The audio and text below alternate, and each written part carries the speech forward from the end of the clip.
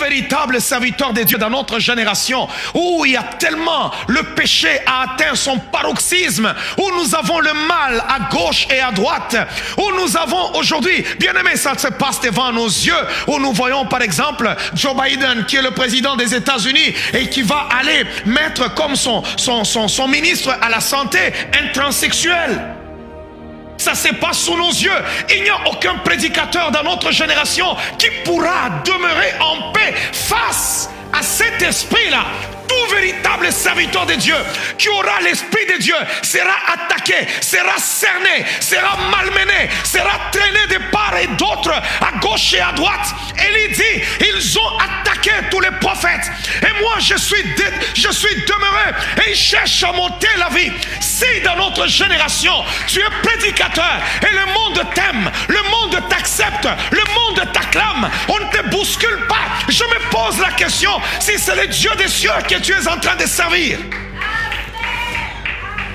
Je me pose la question, on fabriquera des choses contre vous, on montera des dossiers contre les véritables serviteurs de Dieu, parce qu'on voudra les décapiter, on voudra les effacer de la scène. Mais laissez-moi vous dire une chose, tu peux mourir comme Jean-Baptiste parce que tu as déjà accompli ta mission.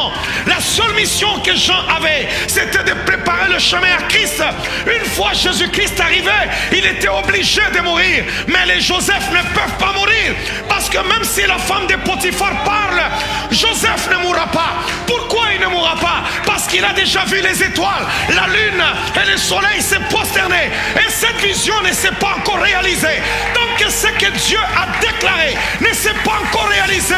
Jézabel ne vaincra pas, Jézabel ne tuera pas.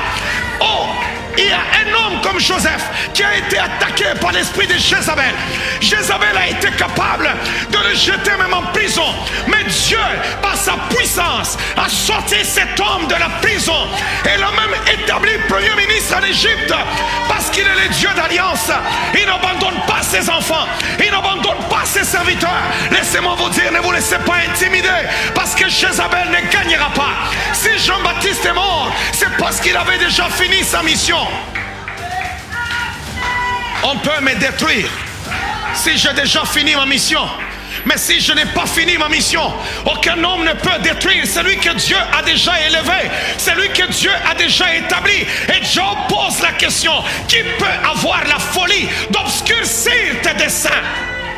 Je parle à l'esprit de Jézabel. Ne tremblez pas, cet esprit est déjà vaincu. Ne tremblez pas, votre Dieu est capable. On a cherché Élie, mais on n'était pas capable de l'atteindre.